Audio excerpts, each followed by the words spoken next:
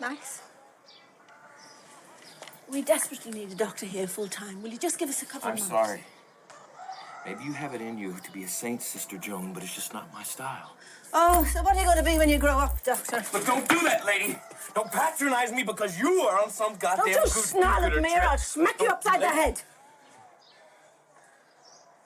You're so goddamn self-righteous.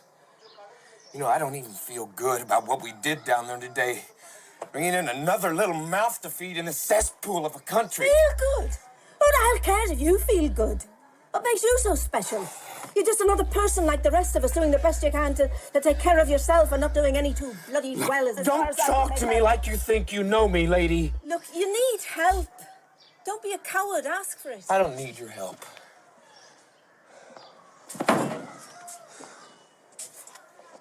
Have a pleasant journey home, Max.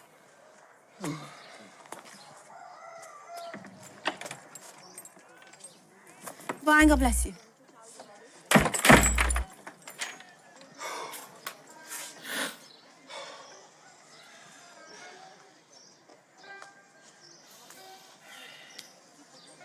Mr. Max,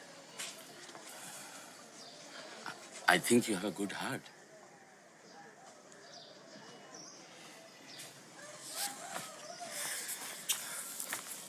Thank you for allowing me to be of use.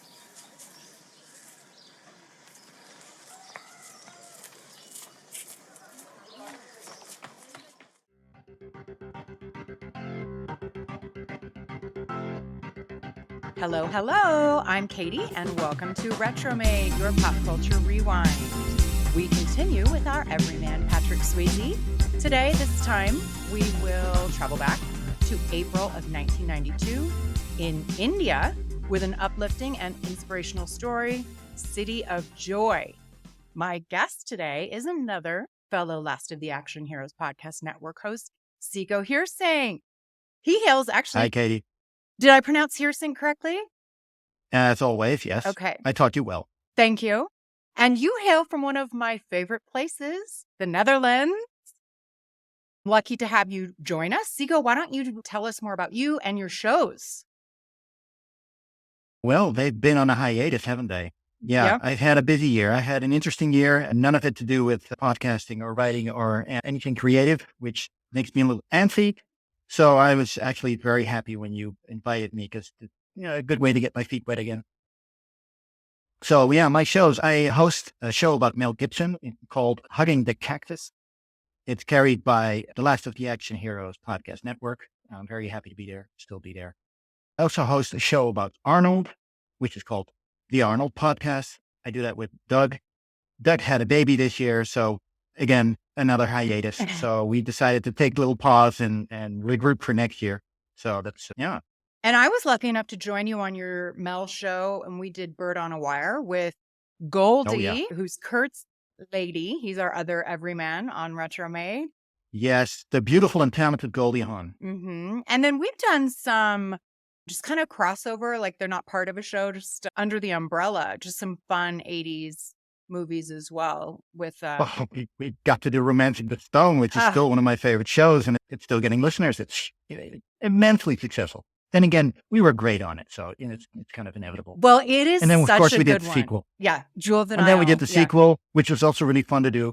And well, you were on a bunch of Mel Gibson podcast episodes. So anybody who cares to listen to those are the best episodes. So yeah, I highly recommend listening to those. Check them out, guys. Yeah. All right. Well, we have to set the stage. So let's open the time capsule from April of 1992. Mm-hmm. According to Nielsen ratings for the 91 to 92 season, the top rated shows for prime time: Roseanne, Murphy Brown. Okay. Cheers, of course. Of course. Home Improvement, Designing Women, Full House, Murder, She Wrote, Major Dad, Sure. Coach. So now we're in the early 90s. It's a little different than some of our I watched all those episodes. shows. Yeah. Fanatically. Oh my God, so good. The 80s and 90s were just the best for TV. I think 92 was probably, Pamela Anderson was out of it by then, I think. Yeah. She was already in Baywatch. That's right. Because she was on maybe the first one or two Yeah, seasons. probably first one or two. I think that was her first real gig. Okay. Yeah, I kind of forgot she was on that, but yeah, you're right. Now, I didn't. of course I not. was like pre Pamela Anderson way before people were into Pamela Anderson. I knew who she was. I was like, oh, she's got to be big. Mm-hmm. And lo and behold, she blew up, and rightfully so. Yeah, no, she's great. I love her because she's a fellow vegan. So I like that about her. Really? Yeah. Yeah. She's a vegan. Yep. Oh well. She sure is, Well, Sicco. she likes other kinds of meat. So. Indeed. Now this is in the top 10, this show. I had never heard of it, so I'm curious if you have. It's called Room for Two. Have you heard of this, Sicco? Never seen it. Yeah, it was. Does not ring a bell. Okay, so. I've heard of Major Dad. I remember Yeah. watching that show, which was dreadful. Yeah, I didn't. Yeah, same. But Room for Two must have only been on for maybe a season, and somehow it eked in the top 10 for that season. But it was a sitcom starring Patricia Heaton and Linda Lavin. I have no clue who those people are. Well, Patricia Heaton was the wife in Everybody Loves Raymond, the mom, the wife, Deb. Oh, That's Patricia Heaton. Oh, sure. And Linda Lavin, she was famous for, what show? Alice? She was in I have Alice. no idea. Yeah. That also did not make it across the pond. Okay.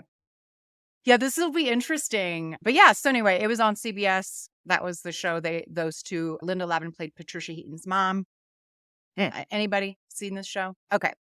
Well, those were the top shows, but I will say that this is the Golden Girls final season. So that's a notable finale for 92, the Golden Girls. In addition to Growing Pains, Who's the Boss? Right. The Cosby Show. The shows were still around, weren't they? Yeah. Amazing. That was their final year in 92. Latched on them by then. Yeah. A lot of times that happens. And so it's time to end. Jake and the Fat Man. Did you ever see that? Sure. It was its final year. MacGyver. Were you a MacGyver fan? In the 80s when I was a kid, sure. Yeah. 92 is its final year. Well, I was 19 in 1992, so. Oh, that's right. This is going to be really interesting, the pop culture Yeah, stuff. I lived through those years. Yeah. No, this is like prime time then for you. Definitely. Although I was mostly off TV by then because I was living on my own. I didn't own a TV. Oh, you didn't? Oh, you're so No. European. I was I was destitute. I was a poor student, so I didn't have a TV yet. I got one at some point, but Yeah, TV is crucial for me. I'm that person. I need a TV. no, all I did was study and work out. Well, those days. That's probably better than rotting your brain with TV. There's another True finale. I remember watching this as a kid, and I'd kind of forgotten about it. Have you ever seen The Young Riders? Bunch of adorable, hot, like young men. It's cowboy No. days. It was about the times of the Pony Express. So this doesn't ring a bell Okay. to you. Yeah, vaguely. Maybe I saw the pilot. It must not have lasted very long, but I do recall liking it partially because of the good-looking men in it. So, listeners, did you watch The Young Riders? This is also its final year. Additional shows that were not in the top 10, but this was their premiere year. We have The Golden Palace, which was the spinoff of The Golden Girls. Did you ever see that? No, never. It was not. This Who year. was the lead? Well, it was all the girls except for Dorothy, and they run a hotel. And what's that? Oh, I'm blanking on his name. Don Cheadle. I knew it would come to me. Don Cheadle. Oh, Don. Yeah. Oh, right. He runs a hotel, or he's like the manager of the hotel that they buy. Anyway. Wow. Hanging with Mr. Cooper. The Heights.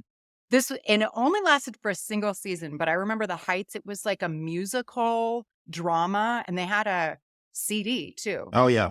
I think they sang like I probably How Do You never Talk to heard an it, Angel? but it was during the day that everybody was bringing out music. Yeah. For some reason. So the and Heights. it was like the early CD age. So, yes, it definitely. CD was the new thing. Now remember. No, I'm like in grade school, but I do remember like more like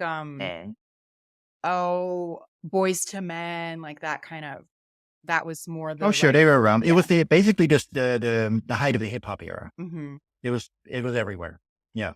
Yes. And I tuned that out completely. I'm a big hip hop, so yeah. No, it was the pop hip hop, and it was just brutal. And basically gang rap hip hop with Tupac and Biggie and all those guys, they were still a couple of years, down the road. So it was still, crisscross and stuff like that. Oh, And you they just were wait. You just wait. I mean, I'm like literally like 10 at this time. So crisscross was my that jam. makes sense. Yeah. That makes sense because it appeals to kids. Yeah. Sure. Did you ever watch Mad About You? It premiered in 92. Of course I did. Yeah. That was with, what's her name? Helen Hunt. And Paul Reiser. Yeah. And Paul Reiser. Sure. No, I Yeah. love that show. That was great. And the dog walker, what was his name? Then he also played Phoebe's boyfriend in Friends. Across the 12 seasons. Yes. I loved Phoebe. I mean, she ended up with Ant-Man, right? As I recall. Paul, what's his name? I'm like on the struggle bus this morning. His name was Mike in the show. Everyone knows who he is. I say his name was Paul too. That's not right. Anyway, Melrose Place. Did you watch Melrose Place? I feel like this was huge. Didn't everybody watch Melrose? The Paul Rudd, you mean? Paul Rudd. I knew it was Paul. Yes, Paul Rudd. Yeah, I had to Thank look you. it up though. Yeah, no, Melrose Place was basically before that. The 80s was really Beverly Hills 90210, and then finally Melrose Place came out, which was a lot more adult and less about virgins and about high school problems and childish stuff. Melrose Place was about something. It Well, kind of felt like a little like the Hip Dynasty. it was literally the way that I view it, because 90210, I think, only came out like the year before. I think that came out in 1990. And it was high school. Yeah. I wonder if Melrose Place is also Aaron Spelling. I see it as just like the early Same. 20s. It was basically, I think it was version. meant as a spin-off, but it kind of came Yeah. off as its own thing. And especially, I think, wasn't Heather Locklear in it at some point? Yeah, I think so. Yeah. And I've always been, my entire life, I've been like, madly in love with Heather Locklear. So I love that show just because she was in it. Yeah, that's one. A lot of guys I really started watching liked Sin her. City because she was Yeah, in it. I don't really see it. I like, of all the women, she's not the most attractive, because there's a lot of beautiful ladies in Hollywood, and Yeah, but she's they're not nice Heather looking. Locklear, though. She was kind of a throwback to the 70s with the great hair and the attitude. And she's the kind of woman you would kind of like meet in the hallway secretly smoking. You know what I mean? Okay. All right, I'll go with it. That you could just hang out with and party with. Yes, I can see that. I I stand by Heather. Anderson. I can see Pam Anderson for sure, but Oh, yeah, she parties, that's for sure. not Heather. But she's the wrong kind of girl. I mean, that's the kind of girl you would like profess your undying love to, but she would still go off with the guy with the Metallica tickets and the coke, Well, they're both into the rockers, the rock dudes. Inevitable. Now, you at 19 were not watching Saturday morning cartoons, but for those of you who were watching cartoons in 1992, I think a lot of these are just like 1 or 2 seasons, but Fievel's American Tail was like such a huge movie. So of course there was a cartoon, The Little Mouse. So that was a big cartoon. Same with Little Mermaid, huge movie. Sure. So they made a cartoon. And then I was watching Beavis and Butthead by then. Yeah, me too. Well, me too, but Big time. Yes. And that was not a Saturday morning It was cartoon. not. I was watching Simpson, which Mhm. was really smart and bright and interesting and edgy and Mhm. way over people's heads, but I thought it was amazing. Well, so those are not made for children, whereas the Saturday No. morning stuff was. Garfield and Friends is like a staple. Teenage Mutant Ninja Turtles, The Addams Family. Again, that movie. A lot of these are movies that were really big. Yeah, They made a cartoon. they were Tasmania. boring. I literally remember people having tattoos of Looney Tunes people. People getting Taz tattooed on themselves. That Idiots. was to each their own, but I feel like there was a whole time period where people were getting like these cartoon characters tattooed on themselves. Darkwing Duck Yeah. was also a big one. And then these two were kind of the preteen version of our 90210 and Melrose Place, Saved by the Bell. And Sure. Doesn't everybody love Saved by the Yeah, Bell? it's- Rest in peace, Screech. Yeah. And then California Dreams was sort of the carbon copy of Saved by the Bell. Not as good. Never heard of it. It's literally the same show, but with not as good people, in my opinion. Okay, so it's a different network that does the same thing then. Yeah, I don't even know if it was a different network because it followed Saved by. It was like Saved by the Bell was on at Oh. 10, and then at 10:30, California Dreams was on, but it only lasted one season, rightfully so.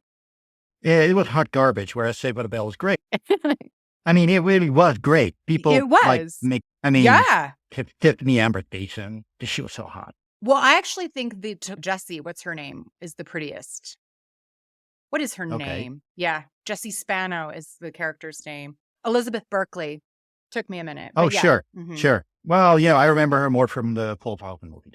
Yeah, I never saw that. You didn't? Oh, what? You should watch all Paul Verhoeven's movies. That just reminds me of the episode where she gets addicted to like speed pills to stay up and study and do all the things, and then she cries with Zach, and how does she say? I'm so scared. Yeah, and those were good-looking guys, and they did well on that show. It was great. There was really no downside. It was funny, and there were talented people on it, and the writing was good. Yeah, they almost all went on to have pretty big careers. Yep. With a few exceptions. Yep. Well, so you're 19 at this time, so you'll probably maybe the top 10 billboards will resonate with you. We shall see. Oh, sure. Okay. Oh, definitely. This is the week of April 17th, 1992. Yeah. Number one song, Save the Best for Last by Vanessa Williams. That's probably oh my God, I remember that song. It was amazing. And Vanessa was amazing with those beautiful eyes. She's beautiful. And a great voice. And I mean, that heart-wrenching song. I love that. I love that song. I'm kind of surprised that you like it. But how can I not like it? Yeah. No, but I like female vocalists anyway. Okay. And because they have more range than men. Yeah. And I don't know. This was a great song. It is good. And this was way before she became an actress. That's right. Yeah. She was just a good singer, and she was like the new thing. Classy and beautiful and talented. And it was the 90s. It was. I love the number 2 song. And I kind of don't remember it being from 92. Tears in Heaven by Eric Clapton. What a song. Would you know my name if I saw you in heaven? God, that makes me cry. I know. Yeah, because, it's about his kid. And you can basically hear the pain in the song, and which makes sense because he's a blues artist, but it's more than being a blues artist. He's singing that song for therapy. And I don't know, it just hit home, and it hit everybody, and because everybody loved Clapton. Yeah, same guy who wrote. It's the last thing you want to see happen to a guy like that. Yeah. I mean, such a great artist and such a great guitar player. Really tragic. Horrible. This was actually my introduction to Eric Clapton. I only later learned of all of his prior work. And so it was sort of surprising to me. Tears in Heaven. My mother loved him. Yeah. We had records when I was a kid because he was big in the late 60s with Cream, and he was big in the 70s with his stuff then, and because she played cocaine a lot. And Layla. Oh, God, Layla's good. Yeah, that's Cream, though. Yeah. We owned all his records, so I grew up with him. Or Derek and the Dominoes, because he was in a lot of groups. Sure. He was in a lot of stuff. Yeah. Yeah. Okay. So to your point about Criss Cross, they have the number 3 song with Jump. Yeah. Jump. Well, it was huge. It was Mac, huge. that'll make you. Oh, it was huge. And the kids were cute. And I get it, but it just, the whole thing with the pants turned around and the jumping, and it was just stupid. It was just so stupid. Well, it was very early 90s. It was very early 90s. Yeah, and I get it, and it was great at shows, and it was, you'd always hear it at parties, and I was sort of like moving off to hard rock, and a little, and into techno. I was really into techno back then because that's when techno really hit in Holland, and it was, we had a Hellraiser festivals which were huge, and it was like the big stadium with 100,000 people, and it was all hardcore techno, and it would last 2-3 days, and it was a different time. It sounds like a different time. I actually don't love techno, but I do like the early 90s. It's still around. I know, and it's like EDM still around now. and like they've changed. The festivals now are bigger than they were, and they're like really diversified, and so you have these small DJ-oriented parties where only 2,000 people show up, and everybody's doing speed and going nuts. And yeah, no, I have a lot of friends who are really into that and who do it all summer and do it every weekend. I've outgrown it, but I don't mind. Okay. This is also an interesting, there's a lot of stuff from movies. Okay. The number 4 song, believe it or not, is Queen's Bohemian Yeah. Rhapsody because of, Sure. because that was originally in the Because 70s. because of Freddie. Well, it was from Wayne's World. It was in Oh, Wayne's right. World, and Wayne's Right. World It was in came Wayne's out. World and it became huge. But then again, we had a huge Freddie revival back in the early 90s because Freddie died. They toured with George Michael and they would, every once in a while, they would bring out stuff that Freddie had been working on but never finished. And Freddie was beloved, really Oh, yeah. beloved. Yeah. And so he was, anything they put out just, turned to gold. We all missed him. And it was just brutal. Yeah, Like that. but it was, it's crazy that a song originally from the 70s ended up back almost 20 years later. No, not at all. Because we have a music top 100 or a top 1000, if you want to call it that. And Bohemian Rhapsody wins every year for decades. It does, Every year. but back then, like, again, I think that it got people like It me. got maybe a boost in the States, but Yeah. it never really, it never really went away. Okay. It never went away. I feel like a lot of people, and somebody correct me if I'm wrong, but people like my generation, we didn't know who Queen was until Wayne's World. And then we're like, who's Could be. this? It introduced Yeah. them to a new Mhm. generation. That's true. Yeah. Yeah, but Yeah. it's just the most unique song. There's nothing like it. It's awesome. Yeah. Well, it's pure Freddie. I mean, it's basically a fusion song of opera and it's high art. It is high art. That's a really Yeah. good way of putting it. The number 5 song I've not heard of. Curious if you have. It's called Masterpiece by Atlantic Star. Have you heard of Means this? nothing to me. Okay. Never made it to our part of the pond. Don't know. Yeah, well, I've not heard of it either. Make It Happen by Mariah Carey is number 6. So this Oh, is, sure. Mariah sure. was becoming really big in the early 90s, right? Yeah, she was still at Sony at that point. Oh, yeah. Yeah. She was still married to Tommy Mottola, I think his name was, the director of Sony, and she was still basically goody two-shoes Mariah. Yeah, she certainly was. She was like, yeah, good girl next Yeah, door. it was a shame because I had a different vision of who Mariah Carey was and what she would be capable of. And we all had higher expectations, to be honest.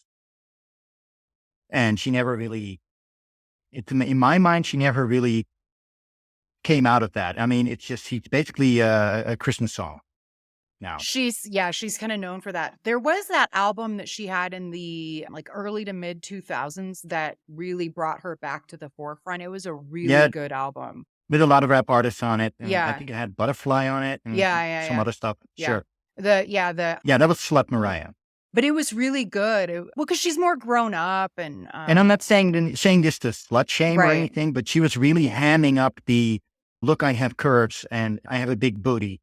I mean, there was basically a lot of female vocalists were doing that at that point. yeah, at that time. I'm not fond of that age, to be honest. No.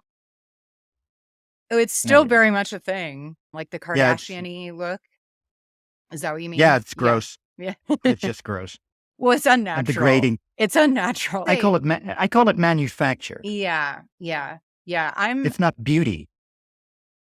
And that's the irony. Mariah had beauty, She was beautiful, and and she destroyed herself, in my opinion. with all and her their voice, face too. work, because she was really pretty.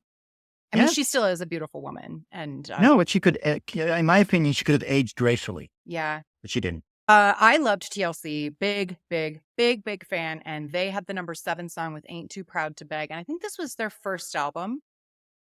Sure. It was before Crazy Sexy Cool, because I think that was like in '96, so this was '92. Yeah. Yeah. Yes, because they were really part of Swing Beat. Okay. Yeah.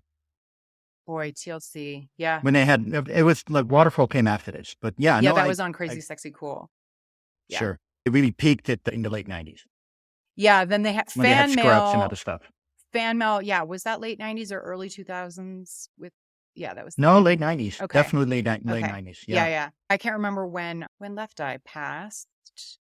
Probably. That was in the year 2000 because they Okay. basically they were supposed to tour after their album went triple. I think it went like triple platinum. It was tremendous. Mhm. I still have that somewhere. I love that album, Mhm. and they were supposed to tour, and I was really excited about it. And then the tour fell apart because they're lunatics and they couldn't get along, and they had bad management, and basically, well, they were crazy, really, and especially that one because she would have boyfriends who would cheat on her, and she would like light their cars on Yeah. fire or try to burn their house down. She Yeah. was insane. I mean, this is the one who wore the rubbers. Don't scorn her. Yeah, she'll fight back. She was in, I think, somewhere in Latin America, and she fell afoul of some voodoo guy, and he cursed her, and that's how she got into accidents. And it was just weird. It Well, was just insane. Didn't she die in a plane crash? I feel like there was a period of time where like all these like R&B and hip hop artists were dying in plane crashes. Yeah, the plane crash era. Yeah, kind of Yeah. crazy. And Vogue Yeah. was enormous in the early 90s. And Oh, didn't we all love En Vogue? yes, Weren't they amazing? And that was so acrimonious.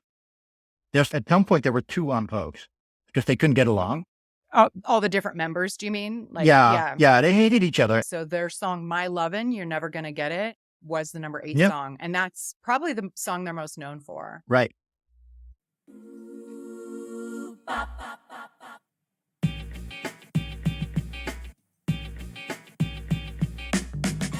Right. I was going to mention Creedence Clearwater Revival, which was like the biggest band coming out of the 60s. They beat everybody. At some point, they were bigger than the Beatles.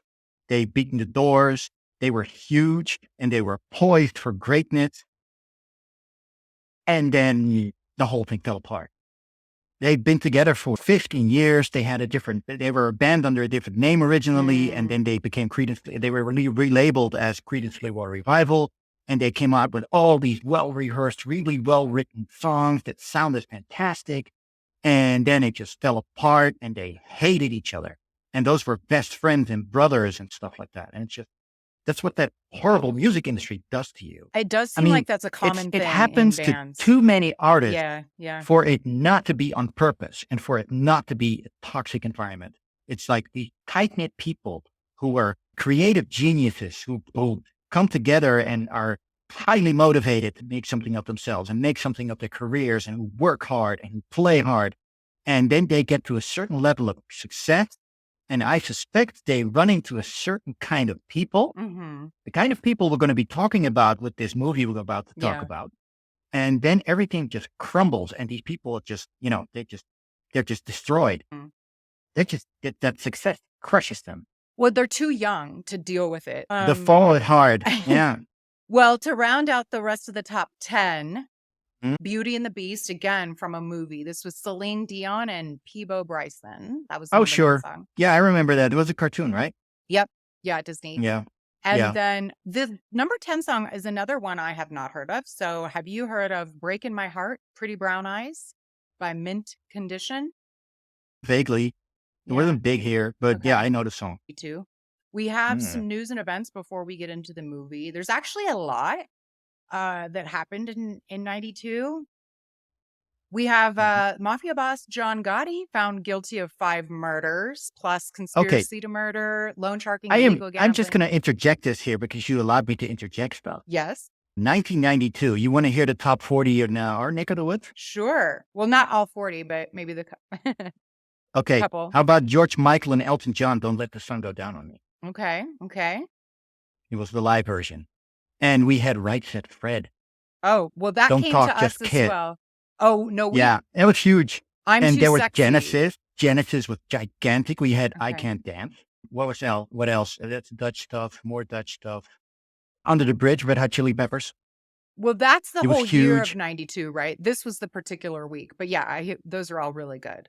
Oh, okay. That was the particular week. Well, Yeah. okay, well, Like, because they changed. I'll have to find some other movie when that's the top 10. Yes. But Yeah. no, Right Said Fred is a good one. That was big here. I'm too sexy. I'm too sexy for my shirt. So sexy it hurt. So weird. It's such a dumb song, but we loved it. Great guys, though. They still Yeah. play. Do they? Yeah, they still play. So did you know that John Gotti was found guilty in April 92? John Gotti. It was a Mafia boss. mafia guy. Yeah. Well, 5 I murders. always found like the Italian mafia thing so peculiar. I have a They were so strange. out in public, and it was so obvious. And there were, I mean, there were movies about the Italian mafia from the even in the 50s and into the 70s. And for some reason, these mafia family, like the Gambinos and people like that, they just White existed. family. I only in America. That's all I can say. I, myself included, we have a strange fascination with it. I mean, that introduced me like Robert De Niro. He's got a lot of like mob movies, and I love them. Our mob is they're Moroccans, Okay. so we have a TV show called Moco Mafia. Okay. Like Yeah, a which is reality show basically- or a No, scripted- it's just the scripted TV show, and it's basically about the mafia, but Okay. run by Moroccans because Yeah. they run basically drugs and prostitution. Yeah. Yeah. I mean, I'm fascinated by all, but for some reason, the Italians. Yeah, we've seen all those movies. Yeah. The Italians, for whatever reason, seem to really capture our interest. But, he goes to jail. So that happened in April. Then also WrestleMania 8 in the Hoosier Dome in Indianapolis. Hulk Sure. Hogan defeats. Watch that live. Did you? I did. obviously didn't, but Hulk Hogan defeats Sid Justice and by Yeah. a disqualification, apparently. It was garbage. Basically, Hogan had been champion all year, and Undertaker had defeated him, and so he wasn't champion at that point. And Sid Justice was like his latest best friend, and his best friends were always betraying him for some reason. It was like the basic storyline. Yeah. Doesn't matter who, Yeah. whenever he has a best friend, at some point he has a program with them. So he was supposed to go into a program with Sid Vicious, and that was really basically when the steroid trial started. Mm, Because Vince McMahon, the owner of the WWF, had started a bodybuilding federation competing with the drug-infused IFBB run by the Whiters. And so they ratted him out to the feds, basically saying, well, he has this federation, and just like he does with his wrestlers, he gives all his bodybuilders steroids for free, which was bullshit, of course. But, the FBI started investigating McMahon. And so he had to clean up the WWF. He basically had to start drug testing. And so at drug testing, Hulk Hogan didn't really do much for his shape because Hogan dropped about 40, 50 pounds. And he basically looked like his skinny cousin at WrestleMania 8. And it was just ridiculous. Interesting. So, yeah, 92, yeah. he was probably kind of. Because 92, the best match really was Randy Savage. He The Randy beats Savage Ric Ric Flair. Flair match. Yeah. And Yeah, that for was the really title. the good match. Yeah. Basically, Randy Savage played up a knee injury in the match, and Randy was probably the greatest worker in the company at that point, and he could really sell a knee injury. He would make it look legit. So it really resonated. It was a great match, and the stake was that Ric Flair was suggested he'd had an affair with Elizabeth. Of course. Oh, yeah. Yeah, so there was a lot of section, and Ric Flair, of course, is just this Nature boy. Hugh Hefner kind of guy. Yeah. That's basically his persona. He likes women in real life too, and so they really built up the lust he had for Sure. Elizabeth, and of course Elizabeth was really the grande belle of the WWF. She was the perfect woman. So it's this nasty person like Ric Flair is after her, then obviously Randy has to defend her honor. I mean, that was really the sensibility of the WWF back then. It was still really classy. And so that match was fantastic. The Hulk Hogan match it wasn't the main event. No, because the Randy. It was just there to reintroduce Yeah. Ultimate Warrior. Well, and Hogan is He came in for the draw. save. Yeah. Yeah. But yeah. And Warrior was also tested. So he looked like his skinny little cousin. Same with Hogan. They both looked skinny. There was something off there. Because, of course, they came out of the roided up 80s, and they were both really gigantic men. Mhm. And then they were drug tested, and it was a different story. Can't do that naturally. Yeah. Nope. So that's fun that you watched that. Yeah, that's fun because we didn't really. That was a big yeah. wrestling mark. Yeah. But this was really the part where I really wasn't that into WWF anymore. And I was Mm. kind of moving away from American wrestling and getting more into tape trading for the Japanese. Oh, Yeah, I was watching a lot of Old Japan, New Japan. I was watching Canadian wrestling, Stampede, old tapes, and I watched a lot of Mexican wrestling. I got into lucha a lot. did you? That's one of the reasons I wanted to go to Mexico so bad, Yeah, because Lucha I wanted to Libre? see Is that lucha what? matches. Yeah. Sure. Fun. Yeah, That reminds me, did you ever watch Ray Donovan, the TV show Ray Donovan? sure. Yeah. Your favorite show. Yeah, I know. Well, it's not my favorite show, but I I know really all like about your it. favorite Yeah. show. It's your favorite show. It's not my favorite, but it's up there. Probably in the top Really? 20. So the NHL, are you a hockey fan at all? Sure, sort of. I'm not Canadian, so I'm not a hardcore hockey fan, but it's okay. It's gotten to be pretty big here. Our team in Denver is pretty good. So Yeah, but you're kind of like, you're so close to Canada, you're almost Canadian. Well, there's a few states in between, but yeah. So there was a strike, apparently. Does anybody remember an NHL strike for 10 days in No, April of 92? did not register. Crystal, I hope they got more money. probably it ended, so they must have negotiated something. Yeah, Do you remember Crystal Pepsi at all? sure. Yeah, vaguely. Yeah. It Didn't drink it. But was a flash in the pan, I think, but I sort of remember it. And in April of 92, they did some test marketing in certain markets. Denver was actually one of them, but I didn't live here then. really? Yeah. Yeah, I never really drank the brown sugar water. It never interested in me. Oh, well, that's really It's good. for fat people. It's for fat people. I was addicted for only recently did I stop drinking Diet Coke. Wow. I don't like regular soda. It's way too sugary. But the chemicals and all I was addicted to the diet. The only healthy part of the whole thing is the water in it, and the rest Yeah. is just Yeah. garbage. Oh, it's so good. I don't drink it at all. If I go on a road trip or something and stop at a fountain, I'll still get a fountain soda. How American of you. Yes, I know. Yes. Yes. Do you drink it by the gallon with one of those huge cups they all have? Yeah. Yeah. Yeah, that's the rest of the world really shakes its head when you people do that. I It's know. just I know. insane. Yeah. But And why in the car? for a road trip, I don't normally. But if I'm snacking on something, I have a diet soda. But if you drink a gallon, don't you have to relieve yourself of Yeah. a gallon at some point? So how do you do that? Go by the side of the road or something? you or stop or at do you do it in the car? the next town. You got to stop at the next town and Oh, you stop at McDonald's, relieve yourself, get more junk food, get back in the car. yeah, that's very Right. American. Yes. Mhm. Mm-hmm. Your obesity problems are not a surprise to the rest of the world. No, listen, Not at all. I am in full agreement. I'm just happy you're in shape, really. Yeah, But- listener, she's not obese. But at yes, all. we do. She's It in is very excellent shape. American.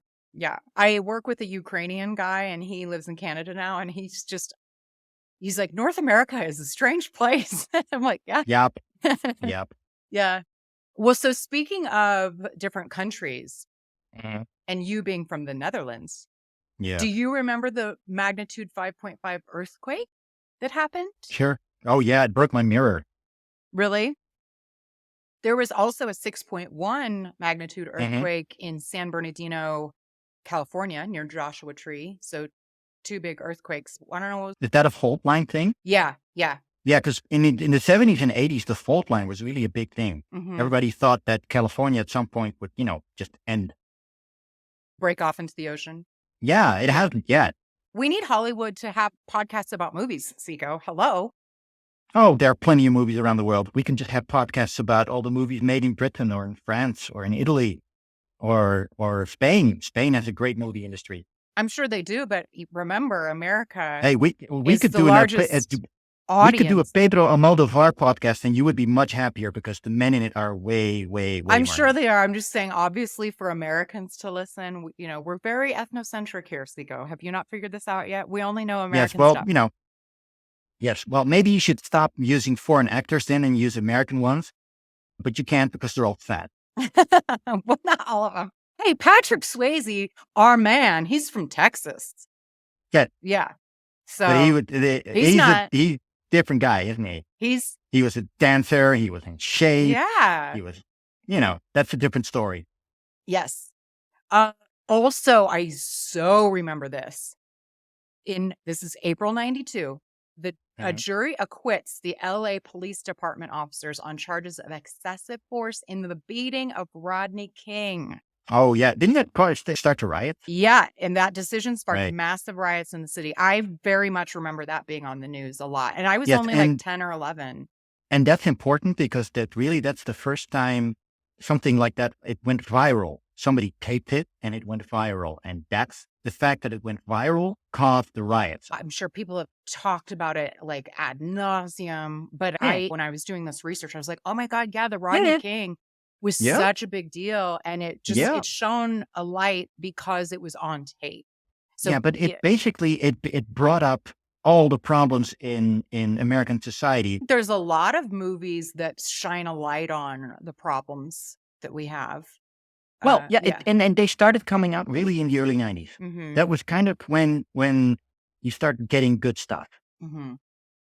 Well, because And the 80s was just fun, right? Everything was just big and fun and it was all on coke. fantastical, you know. Everybody was on coke. And then the 90s were like, oh, there's some real problems. Let's be, and then Yeah. the grunge I mean, we talk about it era. on Lives of the Action movies and we love it. But basically what we're watching is just people who went on a coke binge and wrote a script.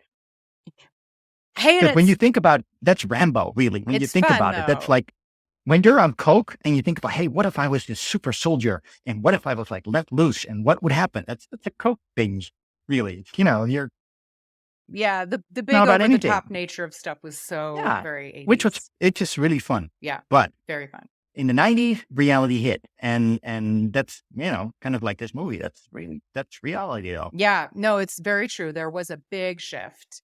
Now, talking Mhm. about kind of a bummer. So there were a few deaths of note in April of 92. Do you remember Sam Kinison, the American screaming comedian and actor? Long Oh, dark sure. hair? Yeah. Now I remember him. Yeah, he was great. And it was saddening. He died in a car crash. He was only 38. Did you know Yeah. that? He was only 38. Yeah, I know. Yeah. And he was so good. And apparently he had also just earlier that month gotten married in Vegas. So he got married and then died like right away. So that's What stripper did he marry? I But I don't see the recall. guy marrying the girl next door. And that was some I mean, I'm not sure. I who he know married. who he partied with. So no. And then also the Benny Hill, the British comedian from Sure. the Benny Hill show, he died of a No, heart I grew attack. up with Benny Hill. Yeah. 68, he died. Yeah. 68. Then Still no sex scandals about Benny Hill, even though even in its shows he would be rapey. Oh, really? I never watched the Benny Hill show. You never watched Benny Hill show? No, I It think it was always before ended my up with time. him he was like one of those breaking the fourth wall kind of guys who would give like this shifty look into the camera and then he would just chase the girl. It was Very a little rapey. Well, a lot of And- things were back in the day. We always expected him to be like indicted for, Mm. like a lot of other people were, but Mhm. he never Not was. Benny Hill. Maybe he was just hamming it up and was, had a nice wife. And There are a few people that it would shock me. Like they seem very like nice, good. There are some good people in the world, like Patrick Swayze, for example. He's just like a good human. I wouldn't. He never had a big Great scandal. guy. Yeah. Great Yeah. guy. Nothing wrong with him. So some weddings. He's kind of the Keanu Reeves before Keanu Reeves in many respects.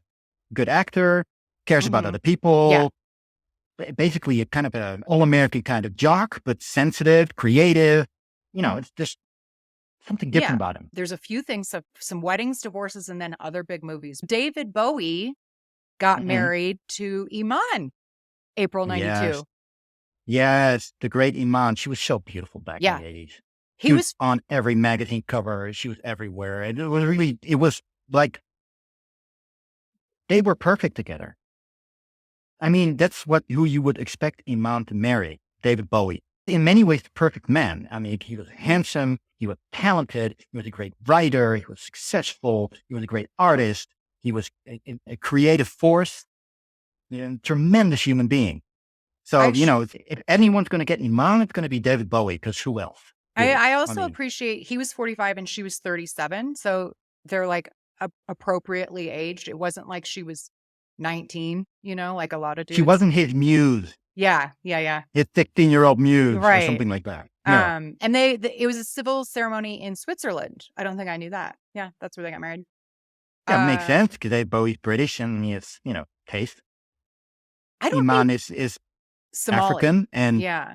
yeah. Yeah. And so, it would make sense they would marry somewhere else than, the United States, Of course. where you would just get married in a garden somewhere or on a beach somewhere. And Ice Cube, he marries his wife, and he was only 22. So rapper and Yeah. record producer Ice Cube got married.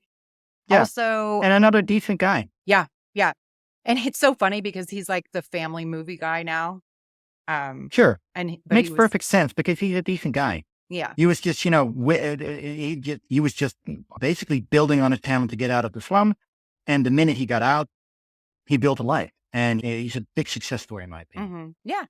Great guy. Just like Ice-T, another one. And he's on one of my other favorite shows, SVU. Yeah. Which is hilarious Yeah. also. Law and Order. that he's Yeah, always Law and a Order. cop. Yeah. Yeah. Which is Superman. ironic. It is. I know. I love it. It's just so, but yeah. I mean, he's big song with Cop Killer. Yeah. And then he becomes a cop. He Let's plays a go cop. with He doesn't cop. become a cop, but he plays one. Yeah, it's the same thing, though. Finn Tutuola was his name on the show. Sure. Christopher Reeves, aka Superman. He got married. My idol. Yeah, he was my idol growing up. Yeah. I loved Christopher Reeve. Yeah, because I'm a DC guy, old school DC guy. So okay. it's like the original Supermans. They were, they were my thing. I loved Christopher Reeve. Yeah. He seems like a good guy too. Yeah, nothing wrong with him. Remember when Lisa Bonet and Lenny Kravitz were married? Well, they got divorced in April '92. Yeah, well, if you know Lenny, I've met him. If you know Lenny, they were, he liked her because she was young.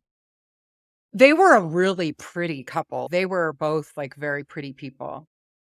Nelson Mandela got divorced. I don't think I knew. Additionally, the British Princess Anne. Anne. It's just Anne. Yeah. She divorced her first husband in April of '92, Sure. Captain Mark Phillips. And they were married for 19 years and then got divorced. I've seen the show. So British royals, it like became a thing because it was unacceptable to be divorced. And then all of a sudden they were like, I guess it's okay. Yeah, like England, we had a great monarch. We had Beatrix, who was a great queen. Okay. Probably the best monarch we ever had in many respects. Same as with Britain, whereas, Elizabeth, probably one of the best monarchs, queens they ever had. Don't expect her son to have that kind of clout. What's hard? Those are big shoes. Big shoes. Don't expect her grandson to be that. It will never happen. You'll never have that again. Well, yeah, she reigned for over 50 years, right? So that's kind of. She was an institution, just like our queen. She was an institution. Although Beatrice is still alive, she didn't die she didn't die queen. No, she basically just got too old and decided. No, she was just sick of it. Oh, okay. I didn't know. Okay. Her husband, her husband had died, and you could tell she was getting on in years, and she was having trouble moving around. It's time for my son to step up. Mm-hmm. William Alexander was in his early 40s by the time he ascended the throne, which is the perfect age to be king. So it's just his time. So she pensioned, basically. She said, well, it's his time now. Yeah. Bye. Early 40s, she's pretty young. And now she's a princess again, basically. She's still alive. Okay. And she's out of the limelight. She's just enjoying life. Sure. Yeah. I mean, that sounds great. Having fun with her dozens of horses. You'd like her. She's really a horse person. Yeah. Well, who doesn't like a horse? Right? So the royals were starting to get divorced. A bunch of them got divorced after it was the 80s. Yeah. So City of Joy, depending on the source, was either number 8 or number 16 at the box office in April. Yeah, but it didn't have big distribution. No, it didn't. It was a really small movie, and they didn't know how to sell it, really. It's obvious. They didn't know how to sell it, and it didn't do that well as a result, even though it's a great movie. It really is a good movie. Fantastic. Great performances and a good script and a great story, and it's all practically shot and kind of feels like a good stage play. It's an excellent movie. Yeah, I really love it. Well, and I loved Patrick Swayze in it. Well, yeah, I mean, yeah. Off his range. It showed off his capabilities. I want to get to a very important question before we really dive into the movie. I already know that you're a fan of Patrick. Sure. And I'm curious if you think that Patrick Swayze and Kurt Russell have any similarities in terms of how they look. Well, they're both handsome, all-American guys. They're Hollywood handsomes. That's basically it. But yeah, well, I'm not a homosexual, so I basically look at them as, Well, you can appreciate men. a nice looking man. Yeah, I appreciate a handsome guy, Yeah. but it's not like I really delve into, well, do they have similar cheekbones? Do they have the same piercing glare? Do they have the same Roman note? No, I don't really care. I'm just, happy that they look normal Look to me. normal. Okay, well, I'll take that as a yes, that you do think Sure. they resemble each other a little bit. Yeah, although in terms of being good looking, I've always felt Kurt Russell likes beer a little too much. He's always a little, puffy. Mm-hmm. And Patrick Swayze is an athletic, well-built guy. Oh, very. And you can tell he's got great cardio. So he has that He's a dancer. it's not ripped, but toned look with, his skin is stretched and he has high metabolism, and I'm more like him. Mm-hmm. So I've always been more drawn to Patrick Swayze in terms of having him as an idol, in terms of, okay, how does would that hairstyle work for me? Would okay. that attitude work for me? Mm-hmm. Should I wear shirts like him? Stuff like that. Okay. And more so than Kurt, even though I like Kurt more as a person and as an actor. I think Kurt's great. And I've never not liked Kurt in a movie. He's impossible not to. I mean, he's great in everything, and he's a great character actor. And he's like that unique blend of being able to be a character actor and a lead in a movie. To me, he's a handsome Robert De Niro. Because he looks way better than Robert De Niro. Robert De Niro is super handsome. What are you talking about? No, Robert Yes. De Niro is Oh. gross. Oh my God, Sicco, I wish I could slap you across If I the face look right now. like that, if I look like that guy, I would want to, crawl back into the womb and He's be born famously a no. good-looking man in Hollywood. Like in everyone, the 70s and maybe in the early 80s, but then after that, I whereas quite Kurt Russell hate- is a handsome dude, athletic, and I have Well, I think they're No, all. I have more respect for Kurt than I do for Robert De Niro. Okay. I mean, not and in terms of acting, Robert De Niro is clearly one of the greatest actors of all time. He's up Mhm. there. He's done great parts. His accolades are undeniable and earned. But in terms of being on Kurt Russell's level, no, none in my eyes. Okay. Yeah, Well, that's interesting. And I think Robert De Niro is a smoke show still as an old man. I get that. You guys like you're tall, dark, and handsome, even though Robert De Niro is not tall. He's But not tall, but so what I would have loved would to have some sort of a movie where Robert De Niro plays the father of brothers Kurt and Patrick. I think that would have been. Can somebody, make this happen and It bring couldn't back work. Patrick from the dead? Couldn't work though, because they don't. No, no. They're not Italian. It doesn't matter. Wouldn't work. You wanted to. Okay. Robert he's De Niro's stepdad. not fully He Italian could be their either. stepdad. He could be their stepdad. Let's put it that way. They all have a similar, dark. They're tan, dark hair, really nice bone structure. I think they could be relatives. Sure. All right. Well, shall we get into the movie City of Joy?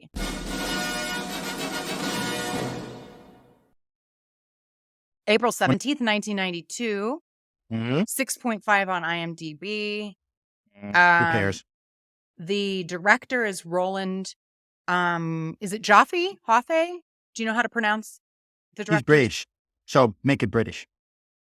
Roland Joffe. He was Roland Joffe. He's British. Oh, He's very not nice. French. Very nice. He's known for The Killing Fields and The Mission. Yes, movies I love. The And The Mission has Robert De Niro saying, "I don't hate Robert De Niro as an actor. I don't like him as a person, but I don't hate him as an actor, and he's great in The Mission." Okay. This was based on a book And by... The Killing Fields is brilliant. It's one of the greatest movies ever made. I don't think I've seen that. I'll have to check it You out. should. Though. Yes. Yeah, because otherwise you have no idea what Roll. what happened to Cambodia. You have no idea what that was like. And that movie does a really good job of showing you the horrors of the Khmer Rouge. Yes. And so he has And, the horrors of communism and socialism and what they do once they're in power. Well, and it's similar to... So he has a kind of a niche because it's sort of a similar in the way that he's showing living in the slums of Calcutta Yeah. in Yeah. this movie. But to me, this is like those three movies are really his best. And to me, it's a trio of movies that really encapsulates his talent. Okay. That makes sense. He's really good at showing on a very cinematic scale the reality of society. And he's good at storytelling, at that kind of storytelling. He really which is is. it's a very un-American movie. This Yeah. is not a Hollywood movie. Well, the ending is Hollywood. Yeah. Because Yes. it has a fluffy, happy ending. And it's very unnatural after watching a movie where you see the realities of slum life. It doesn't end happy. It ends the way everybody ends in a slum. They outlive their usefulness. They become old. They become infirm. They die. I have some thoughts about the Yeah. story, the journey, and how it ended. But to set the stage for this movie, in case people haven't seen it, it Yeah. was based on a book by Dominique Lapierre. And then also Yeah. screenwriter Mark Medoff, known for Children of a Lesser God. So he's, similar type of kind of movie. Great writer, great movie. The music. Children of a Lesser God is excellent. Yes. Worth watching. Yes.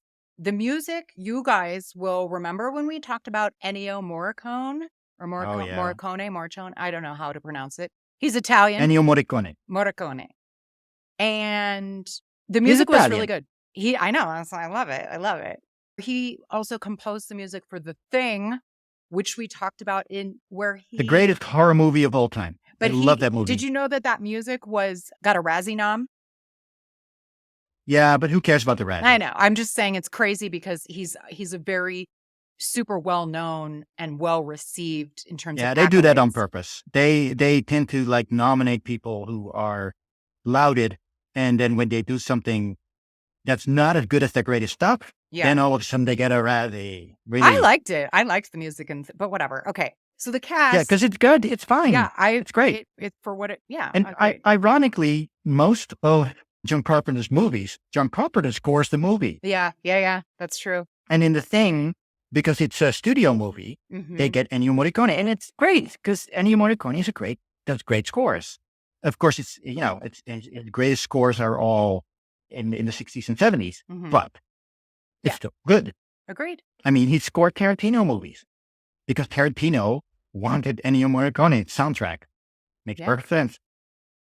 Yeah, he's known a lot of. I feel the average moviegoer only knows a few like composers, and Ennio Morricone is probably one of them.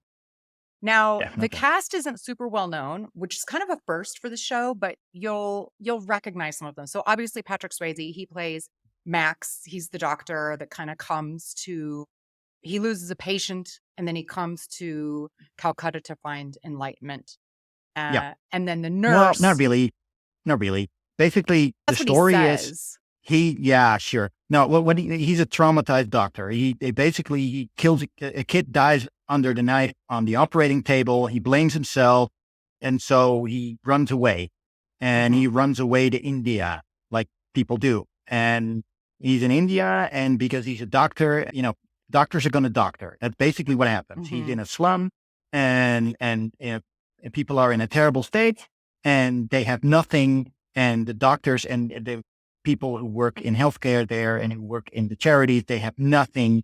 So, of course, you're going to help. It's inevitable. The nurse has to convince him, as is typical movie fashion. He says no, he says no, he says no. And then finally he says yes. Yeah, but then it said no because he's lost confidence in himself. Because he's a doctor and he let people die, and that's not his job. His job is to save people. He has a trial of self-confidence, really. He has to find himself in that sense. And that's basically the story of the movie, that he sort of redefines himself as a caretaker, as a healthcare professional.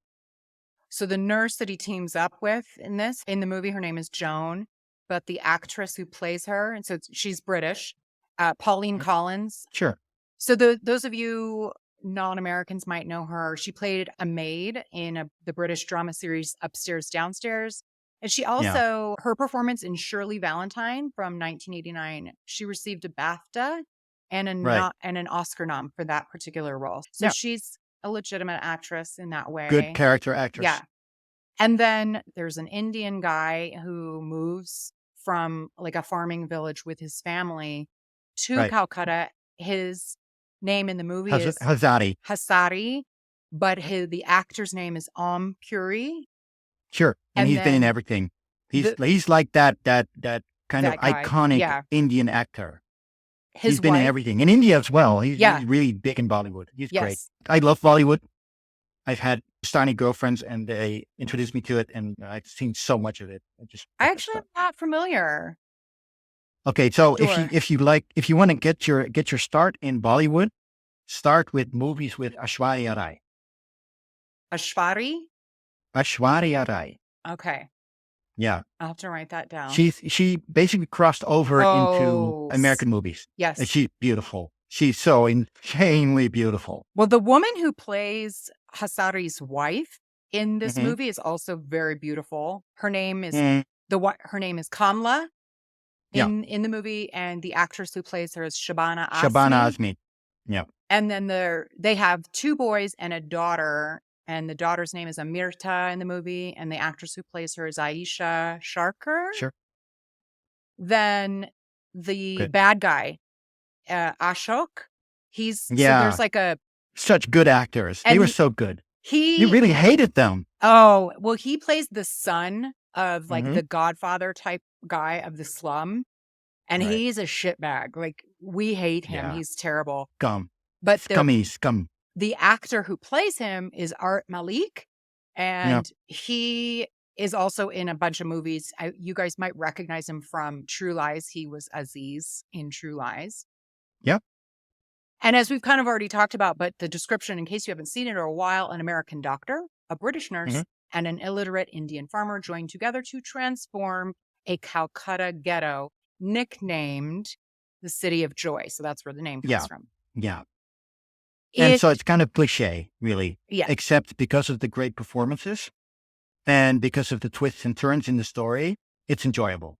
Even though it feels like a classic Disney movie from the early 80s. Well, I don't know if I thought it was too Hollywood because they really showed just like It's grittier. the very awful gritty. nature, and even you sort of evolve through the movie with Patrick because he's like, I hate it. I want to get out of here. Why did I come here? And he's trying to, he wants to leave. But then by the end, obviously he has fallen in love with the whole point of it is, That's part of his problem, getting too close to his patients. He wants distance because he doesn't want to care too much. Because it just almost destroyed him losing a patient. So he doesn't want that to happen to him ever again. He can't handle it. So he wants that distance. And that's impossible when you're in a slum because you're close to everybody. Up close and personal and skin tight. very. Because there's no space, there's no air, there's nothing in a slum except other people. And that's one of the problems. That's one problem I have with the movie. It doesn't look like a real slum. Well, I have not been. I've not traveled to India, but I got to say, yeah. this is not a glowing recommendation to go either. Because let me tell you what, It's realistic though. it It's really is. realistic. It looks like India, and because it was filmed in India, Yeah. it looks like India. I could almost smell it, and I could almost feel it. I could almost feel like the pressing heat and the smell of feces and gasoline and dirt and eons of filth. You can almost sense it. That's what India is. Yeah. And we're shown that. I thought it was really nice how, so It looks relatively clean to the real thing. Asari, he's a farmer. So he and his family moved to Calcutta with nothing, no job lined up, no money, like nothing. They have no place to stay. And for some reason, they moved and Typical. we're shown through he and his family's eyes, the massive culture shock. They show up in Yeah. Calcutta, this huge That's city. and that's what it feels like to come to India. It's what it feels like. Oh, it's You get- scary. You get off the plane in Delhi, and that's what it is. It's just a mass of people, and Just no matter how super much money you busy. have, there's no hiding from it. There's no getting away from it. There's no running from it. It's just there. In fact, it's hard to run in India. It's hard to do anything in There's India. just It's so hard to get much. from Yeah. one place to the next in India. it's what it is. And that movie really encapsulates what it's like. And the irony, of course, is I'd seen the movie and then I went to India and I remember thinking, it's like, I should have taken that movie more seriously because, I didn't learn enough because you still get sick and you still get, hoodwinked by people and India's going to India. India's going to India. Well, yeah. I mean, and because we're shown it through their eyes, I really liked how they did that. But lepers, they've not seen lepers before. There's a big leper community, apparently. Yeah. Yeah. They really been hurt they really showed it. And the reaction people have to lepers. I thought that's realistic. That's how people in India would feel and how they would react. Like the ignorance that it, like, sure. You catch it. The con men and the crooks. Again, I am not a fan of humans, but I'm like, can we go Welcome anywhere? to India. Yeah, I just hate it. That's India. I mean, I've been, the best story I can tell about how to illustrate this is we were done in New Delhi and we were going off to Agra, which is another big city. And Agra has the Taj Mahal. Oh, and I so didn't know we that. thought, okay. And so we thought, you know what? We'll take the bus, but we'll take a night bus. Fine. So we picked the bus, nice pictures on the walls, air-conditioned bus, looks brand new. And in the back of the mind, you go, well, it's probably not brand new and the air conditioning probably won't work. I don't even want air conditioning, but it'll get us there and it'll get us there in some semblance of safety. And so, of course, you show up at the anointed time at the office and then they're going to take you to the bus. And so you're handed off to someone else. And this guy takes you through the slums. And he doesn't just take you to the slums, he takes you through the maze. And so by the end, it's, they blindfold you and turn you around 3 times and then 3 times the other way. That's how it felt. And so you get to some street and then you're just handed off to someone else and you have to wait. And we're like waiting and they don't tell you anything. And it's okay. So dude, where's the bus? And so, yeah, you wait here, sir. Okay, fine. So you wait for another few minutes. And then finally a tuk-tuk shows up. This is at the point where you still see rickshaw haulers in the city of Joy. But they're outlawed now in India. So everything is tuk-tuk. Everything is moped drawn, basically. Okay. You have the same rickshaw type thing, but it has a motorized motor. Okay. And they basically take you everywhere. So we get into one of those things and they drive us across town and we get to the next place and then we're handed off again. And then we're taken through other streets. And finally we get to the bus and they point us, there's your bus. And that's not that pretty air-conditioned bus. That's just the city bus going to the next town. Basically what they did was they sold us. They sold us and sold us and sold us to the next guy, to the next guy. Everybody in that chain made money. Our money. Right? So we paid for that nice air-conditioned bus. And what we got was the worst bus you could be on, which is basically a bus fit for 80 people. 500 people get in on the side and on top of it. And it takes not 4 hours, it takes 12 to 16 hours. It stops at every place because the driver has to make money. So he makes money on the side. So he just takes people on. Who didn't buy a ticket from the bus stop. They buy a ticket from him because he's the bus driver. So that's how he makes his money because that's how he feeds his family. And that's how he pays the mafia so he could have that job. Yeah. Yeah. Welcome to India. In City of Joy, yeah, we're shown, and it kind of reminds me of the early 1900s when your neighborhood, you had to pay protection to the mob boss there, for your, each business owner. So it's the same type of deal here in Calcutta. And we see that too, just like the masses of people like on the top of a train, on the sides of a train, like just. Exactly. Yes. So and this is in every third world country, the norm, really. It's just too many people. And because here's the thing, children are basically your only way out of destitution. The more kids you have, the more you can put them to work, the more you have, economy of scale. They bring in money. But they're also a mouth to feed. And so that's what Max says so there's like a leper couple is having a baby and Max is sort of like, what are you doing? It's just, you can't feed yourself. What are you doing having another, like having a kid? It's another. Yeah, but isn't that typical of poor people? Yeah. I mean, Yeah, but this is earlier on in his experience, and he's very kind. He's a nice Yes, but he person. has Western sensibility. Yeah. And he looks at it as, well, you need to have one or a few children that you can actually feed and that you can help educate, et cetera, et cetera. It's the Western way of thinking. They don't think that way. Yeah, it's very interesting. They're lucky if that kid lasts until the end of the Lives. year. Yeah. It's a means of production. That kid has to earn itself. Those kids, of course, they love their children, obviously, but they're part of that love if they become part of their family and they're part of their workforce. Without them, they won't survive. Yeah, I mean, but they can't even get jobs. Like it does No. show us how separated the leper community is from the rest of India. Well, obviously, they're diseased. I mean, They have to be separated. well, it starts riots because it's not contagious. But but that's not what people think. I know that, and they point that out in the movie, that these villagers in the slums don't want the lepers to be treated at their clinic that Joan runs because they don't know. Life is hard enough as it is without these people. But they're ignorant to the fact they think they're going to catch it, and they kind of say that. Realize these people are at the point of survival. These people are trying to survive. This is a place where if you make one wrong step, you're dead. Yeah, and for sure. when you're dead, who's going to take care of your family? No one. They're just going to be exploited or worse.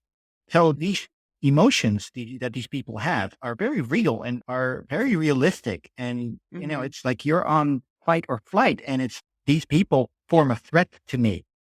I don't want this. Life is hard enough as it is. Let's not have this. And then you have these Westerners who enforce this. It's, no, you have to have this kind of charity, and you have to, what do you mean charity?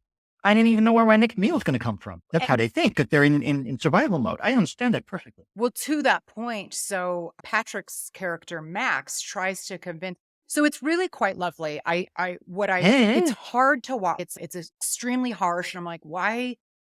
Just what a hard life. Like, why? Poverty is horrible. But what's quite lovely is they happenstance kind of become friends, Hasari and Max, and even Hasari. It's super hard. He's Indian, but he's not from the city, and he comes and he's like, what did I do? But he finds friends. They're both fish out of water. Yes, they are. And they both they become friends with each other, but they also find a community of people in this City of Joy neighborhood that they bond, they have true friendships. And that's where you find the true Indian spirit. Yeah. Because here's the thing. This is a culture that has dealt with the most obscene forms of poverty for thousands of years, not just hundreds, not just decades, thousands of years. It's their way of life. So poverty is something you're born into and can't ever find your way out of, because that's your lot in life. That's how society deems you. It's like, you're this, you're an invisible. That's your caste. That's where you are. That's all we have for you, because India is what it is. And we have a system, and it works. It's worked for thousands of years, and we're not going to change it for you just because you're sad. And so these people realize, this is my lot in life. If you don't accept that, you can't be productive. Accepting it is the only way to survive within poverty. You will never escape, but you will have dignity. And that's India. You see people with a tremendous amount of dignity and serenity, and you could say inner beauty, because they can deal with the worst forms of human destitution with a poise and with a wisdom. And that's interesting, because when you have poverty in the West, which is in many ways worse, if you have poverty in the West, those people have known better. And when you have known better, poverty hits you mentally. And that's what you see on the streets of San Francisco and on all other American streets. And that's interesting, isn't it? And when you have like this India that has functioned like this for thousands of years, and, puts robots on the moon, for example. Yeah. And then you have the United States, who had people walking on the moon and who could fix poverty overnight it's the same way in India. It's just one has a taste of it and one doesn't. There's such a mass inequality between the people at the top But and the people. in India, that's the same thing, but mentally they're better equipped to live that life. But it's sort of sad, though. I'm curious to get your take because they accept it. The scene where, Yeah, you have the The American chicken- doctor saying, "Oh, you should rise up and you should do this and you should do that," but the system will never let you rise up in a way that will ultimately make you prosper. Maybe but so his your point is then environment, they're just maybe your hopeless. slum, and that's what you see happening. Is that as a group, they kind of will get lifted up a little bit, and that's what I liked about the movie. They It's like where create that's what happiness within themselves. they're interwoven. Everybody's interwoven, and what happens to one person happens to everyone. That's what you But see. Patrick's You see that- point was the scene where they show a chicken, like the overlords, they're like, we have a weight around your neck. And so Mhm. we want you to just feel hopeless. And that's, Yeah. that, Patrick's like, you don't have to Well- just be hopeless. You can rise up. yes, and There's a that's price to interesting, isn't pay it? for Because that. yes, people lose their lives. Yeah. I mean, but that's Yeah. any revolution. I mean, that's But what this is India, right? India rose up against the British Empire without resorting to violence. We're talking India here, Yeah. where a man called Gandhi said to everybody, "Look, we're going to be Indians, and we're going to have our own country, and the British are just going to leave. We will make them listen," and they did. And really, that's the spirit of India. That's what they are. That's their natural identity, and that's what you see in this movie as well. Mhm. I love this movie for that. It Well, has the true spirit of India. They got that right. and so by the end, it is nice that they find their little tiny corner of happiness with the community that they've built. Yeah.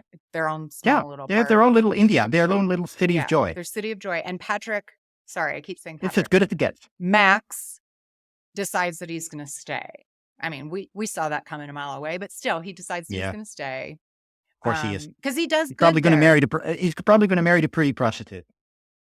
Well, they joke that they'll find him an Indian bride. Speaking of which, now, again, I know I'm Western and this is just like wild to me. And you wouldn't have to be so destitute if all the money that you make didn't need to be saved to pay someone to marry your daughter. The dowry situation. It drives me Of course you do. insane. But of course you do, because that's her future. Basically, the daughter, the child, has to make the family money. They negotiate for Of course. her. Of course And- they do. But if everybody, instead of trying to, Won't work there. Feminism doesn't work. you're selling your children, Yes. and if you just used the money that you say, like you could rise your whole family up instead of just paying for a better, so to speak, family to marry your daughter. Like Yes, they but could pay a but listen, better what, rent. What you're doing is you're not paying for her. You're paying for her children. You're creating a situation where she is socially uplifted. She is accepted in the next stratagem of society because of that dowry. Her children supersede her. Yes, I know, but do you see what I'm saying? That they're paying for Yes. this one person to have a better life. But when you're not if he- appreciating. if You're not he- appreciating the sacrifice this family brings to have that next generation lift out of the situation they are in. That's a momentous thing, and I'm sure you look at this with feminism sensibilities. Oh, she should be this, that. Yeah, no. This entire family is paying for the happiness, not just of that girl. They're paying for the next generation of their grandchildren. I It's a see what you're momentous saying. thing. I vastly clearly, and I recognize that this is a Western mentality, but you're Mhm. negotiating, you're buying her. And if Yeah. that money weren't used to sell your daughter, because that's exactly what's When you're happening, on subsistence level, that's the only worth women have. That change can happen. Yes, but they wouldn't be destitute if instead of saving all the money for a dowry, they save money to to rent a better place, to buy more food. It yeah, but doesn't- then it's gone, and it doesn't give you societal benefits. It doesn't give your daughter societal benefits. It just Well- gives you a nicer place to live. That's a very Yeah. American way of thinking. Yeah. I have a nicer place to live. I have more food to eat. A Life. home and food is more important than living on the streets. But your Said- neighbors, listen, your neighbors won't accept you because you're scum from a slum. They won't accept you. This is India. yeah. They just won't. They just won't. You see how they reacted to lepers? They wouldn't be as dramatic, but they would still shun you because you are an invisible, because you're from a different caste. You that cannot understand the way of life. They cannot understand. People from that slum cannot understand the way of life you live. So Of they cannot course. function in your strategy, in your part of society. And that's what they're shunning. I'm if they're- just saying, but like, if she is- if they- everybody just accepts that this is the way that it is, then nothing ever changes, is what I'm saying. And that's India. Nothing ever really changes. For a country to evolve Mhm. and have a better life for more people, not just a few at the top, change is required. And so that's sort of what Max is trying to convince Yeah. them So that's of. not getting a new place with that and with better rent. And I mean, you it doesn't could happen argue- overnight. It'll take a few generations. Yes, and that's why you pay a dowry. That's system works. That works. It works. Look into this. It works. It For a works few in those people, situations. Then why are there still millions in poverty if it works? You know what I mean? Because, like you said, there are too many people. So that's what I'm saying. And It it's a doesn't- vicious you're not- circle. It's a vicious circle. That's exactly my point. And there's no way to break that vicious circle. well, there it's is just part of but it just humanity. takes the root of the problem of any society where there is massive income inequality is you have that's a problem, and that won't change in any society unless those in power recognize that inequality and Fix and the real do- problems do something and not to enrich change it. themselves. Exactly. Yeah. So the greed is the problem. Well, greed is typical. Lack of accountability is the problem. And America Holding has them always to been account. this Yeah. country of checks and balances, and that's become skewed. We aren't holding the greedy accountable. Yes. And I'm not saying this to deride them. I'm saying Yeah. this because I admire it. I've traveled through India twice. I've had a brutal time doing it, Mm. but I do appreciate how these people survive and thrive because they do put machines on the moon. Those are a few things that I noted when I was watching this that just, again, it is supposed to be a culture shock for us watching it, Mhm. right? But Definitely. one of those They is had a point to make. the rickshaw drivers, pullers. Hasari is barefoot. Sure. They aren't all. Where- they aren't all. Where's this guy gonna get shoes? Shoes the- cost money. We are shown in the village they live in. Some of them do have sandals. Not Yes, all of but them. he's from the countryside. They don't have shoes there. I know, but it was just like, oh my God.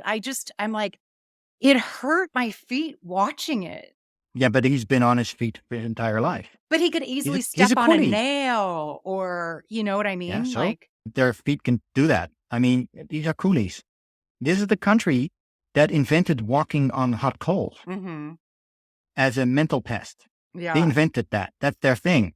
It's admirable. It's amazing. It shows the strength of the human spirit basically superseding the body, doing things that are just that's incredible. different. The coal walk. I totally And understand. that guy pulling the rickshaw, he's a super athlete, in my opinion. I respect the fuck out of that guy. I he think does he that would wear every shoes day. if offered. That guy works like a horse. The best scenes in the movie where they basically he gets his job as a rickshaw puller and he says, okay, neigh like a horse. And he goes, look, what do you mean? He's probably never seen a horse. He's from the countryside. They don't have many animals there. You'd think they'd have, but not in India. They have cows. There's no horse culture in India. The British introduced it basically. hmm But, it's all, you neigh like a horse. What do you mean? And basically you're a draft animal now. Well, that part That's what was they're really telling a it. bummer. I know. And I'm Yeah, like, but he's from the countryside. He was probably pulling an ox car. He's probably, that he was he was- meant to disrespect him and show him his place. Sure, but it's probably what he's known all his life. He's trained as a draft animal, as a farmer. No, 'Cause they but don't have you animals. They have to understand do it being a themselves. hardworking person that it's Yeah. still extremely disrespectful Yes, to and here you compare have him these- to a draft Here you animal. have these criminals. Basically, they're portrayed as criminals. They're really the guys who run the slum for their overlords, because these guys are just middlemen. They have to pay someone else as well. Right. Their lives are just as crappy as anyone else's. just a little less crappy because they can exploit other people. And so here's this guy who's, well, at least I'm wearing a clean shirt and at least I have a bike. That's all he's achieved in life. And that's all he will ever achieve in life. So that's his role and he takes to it. And it's, hey, man, you're my horse now. You have to neigh like a horse. Do it. Yeah. And motivating you. Well, I don't know how motivating it is. He's it's motivated not by being starving. Yeah, I mean, it's a terrible situation. And here's a guy who's making it worse. Right. But so I noticed the bare feet running around the city among cars, Sure. So, and then also Max, there were two things that, again, just like showing, he's from Houston. He comes to Calcutta and he asks for a hamburger. They're like, what? I mean, they don't even know what it is. Well, they don't eat beef in India. No. For the most part. Sacrilegious. No, they don't. And you can get curry and you can get something with beef taste, but they basically make a sauce from animal parts. You don't really get beef. And the point of it was that he's from Houston. He doesn't know. He goes to India. No, he's an American. What does he know? He asks for a hamburger in a country where they don't eat hamburger. Additionally, when he checks into the hotel, she asks him how long he's going to be staying, and he answers her in Spanish, which I thought was hilarious because he's from Houston, so he I have a similar knee-jerk reaction when I'm anywhere because the only foreign language that I know even a tiny bit is Spanish. Even though it's not really a foreign language, it's the second language in the United States. Found it humorous that he does it, but partially because he's Texas. There's lots of Spanish speakers in Texas. Sure. That's what I'm saying. But additionally, that I kind of chuckled because I have this weird thing in my brain because I don't speak a lot of languages. The only one I know other than English, even a little bit, is Spanish. So when I go to any foreign country, but you don't have a need to speak foreign languages because you speak English. But do you know what I mean? You don't know what I mean because you do speak multiple languages. But my knee-jerk reaction to not English is Spanish, regardless of... They don't speak Spanish in India. Why is he speaking Spanish? You know what I mean? Sure. I kind of get that. It doesn't work, but yeah. No. I took note of it because it's funny. Those couple things. Yeah, but no, it's if you speak Spanish well, you try it in Italy. It's close and they just enough. Look at you like you're crazy. Well, the thing actually knowing a little bit of Spanish did help me in Italy because it's a Latin language and there are similarities, but they still look at you like you're crazy. Yeah. Yeah. Well, they look at me like I'm crazy anyway because I'm American and I'm like, yeah. No, you're a pretty American woman. They love you.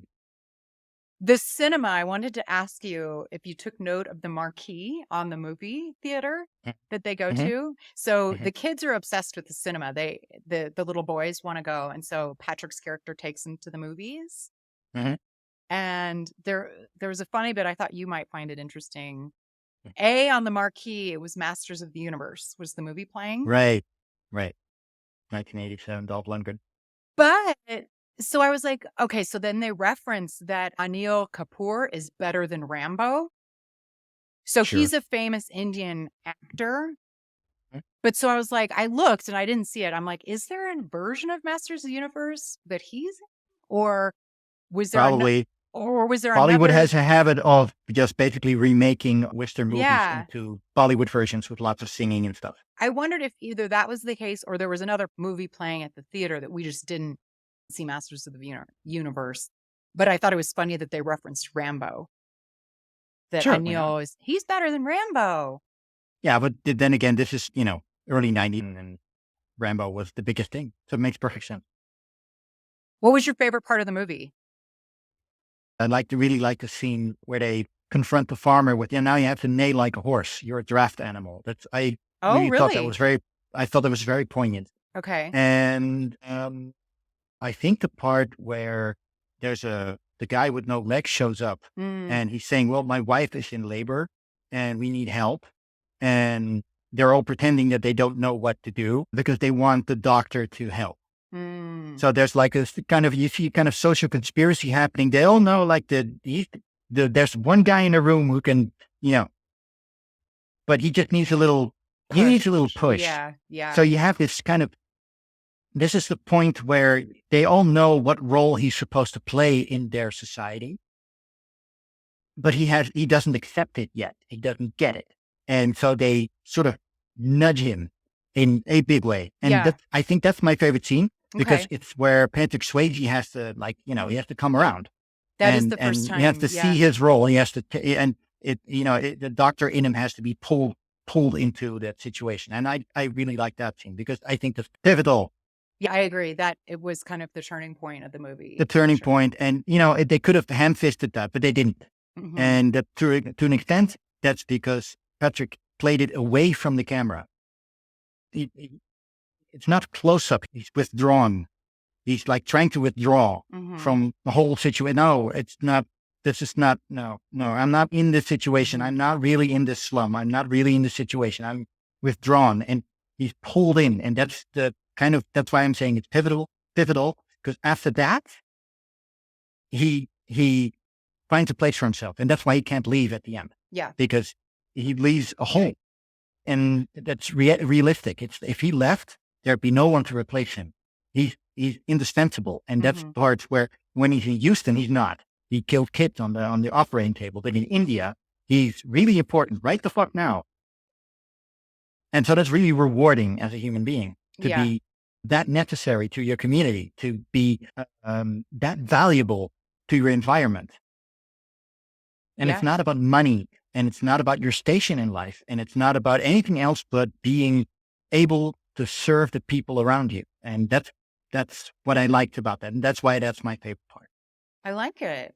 There was this was actually pretty serious. Like they did not want them to film. Like there was a lot of antagonism apparently amongst both politicians and inhabitants of Calcutta. Yeah. And they don't want to be disgraced. Yeah. They want to show their success. They want to show the beauty they're capable of, not the ugliness that's reality. Right. That's what Bollywood is as well. Yeah. It's the singing, it's the dancing, it's the glamour. Joy. It's a little bit. And it's the social connection. That's what they want to show. They don't want to bring reality into it because we know reality every day. I don't want Westerners to confront me with my own reality. You feel disgraced. And these are shame-based cultures where society is held together by shame. It's like you must never shame anyone. You must not shame yourself. You must not shame your family. You must not shame your direct environment. You must not shame your etc. Right. And people will go through great lengths not to be shamed. It's a very Asian thing. Good point. In Korea, they jump out the window when they're shamed. When you confront them too hard and say, you really did a really bad job here. Like we would do in the West, we just call you on your bullshit. It's like, you suck. You did a bad job. Improve. And they would their shame would be so great, they would kill themselves. They would just throw themselves out the window because, they could never live it down. They could never go home and say, my boss yelled at me and I'm a failure. I got fired. No, they would kill themselves because that's the only way to redeem themselves in the eyes of he was a dickhead, but, at least he's not a burden to us. Shame-based society. Yeah, that's a good point. So we don't have it. We're not ashamed. We're individuals. We're not ashamed of ourselves. Yeah. Okay, I fucked up, and you own it, and you improve. That's the Western way. It is. So you reinvent yourself. Roland. No. How did you say it, British? Roland Joffe? How did you say it? The director. Roland Joffe. Yes. Roland Joffe. Thank you. Restaurant. He approached, India's leading director, because of all this antagonism, Roland approached India's leading director, Sajid Ray, to condone the production. And he reached out 4 times and he was refused each time. Yeah. So he's, can you help me? No. They were like, go fuck yourself. Yeah. No. Yeah. And you shitty foreigner. Making a movie about our country. We should be making movies about our country, and we'll do it the way we like it, not the way you think you want it. You weird artist, you. What do you know about us? Oh, you've traveled here. Well, good for you. That's how I get that. Yeah. Well, 2 of the assistant directors were actually accused of murder of a local journalist. So there's a lot of police corruption, sadly. So murder of a local journalist, they didn't, but they were blamed for it. Who had... That we know. Yeah. Well, innocent until proven guilty. Well, so it says that in the the papers were portraying them as murderers. But the person who died actually, he actually died of lung cancer. Yeah, and that's they well, were you had to smoke a lot to kill him then. they were being shaken down. Of course they were. Yeah, so I just found it. I was like, ooh, there's. When you're in India and you're a Westerner, they basically see you as a walking wallet. They would just want to turn you upside down and just shake all the change out of your pocket. Usually there's some fun trivia when we cover these. There's no fun trivia. I have no fun trivia for you, Sicco, unfortunately. No just fun trivia. Just the dear.